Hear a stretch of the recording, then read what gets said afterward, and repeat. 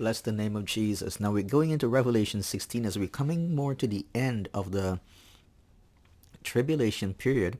We're seeing an intensification of God's judgments on those who are in the world, on the earth, who have pledged their allegiance, their worship to the Antichrist, to Satan, to the false prophet.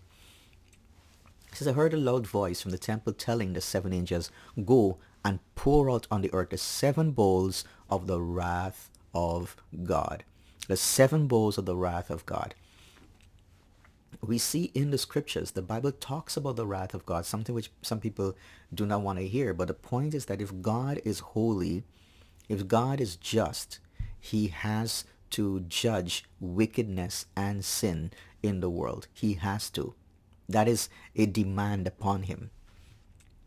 The first angel, when poured out his bowl in the earth, harmful and painful sores came upon the people who bore the mark of the beast and worshipped his image. God says, you're standing in rebellion against me. You're coming against me. You're presumptuous in your worship of Satan, the Antichrist, and I will begin to judge you. The second angel poured out his bowl in the sea. It became like the blood of a corpse. Every living thing died.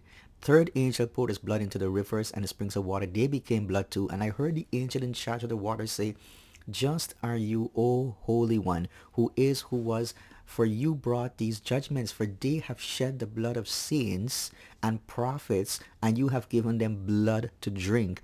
It is what they deserve.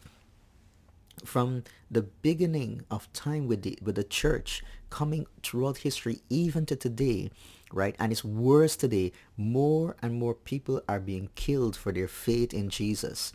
If you check persecution.net, Voice the Martyrs, Open Doors and all that, you will see the documentation of Christians in many parts of the world who are imprisoned, who are killed, who lose their jobs, who are beaten, and horrible things happening to them. From time past, we had them, their heads, they were beheaded, they were speared, they were beaten, dragged through the streets, they were heads bashed against walls and crucified upside down, burnt, lit like torches, like with Nero and things like horrible punishment inflicted upon the people of God. Martyrs. The church has been built upon the blood of the martyrs.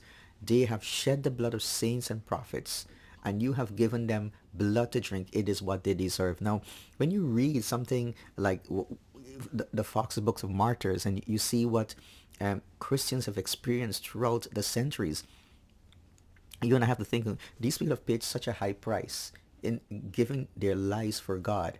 What are we doing with the faith that we have?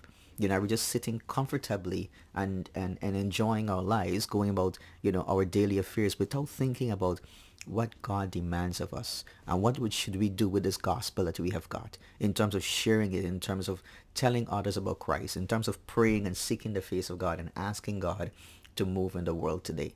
So I ask you that question.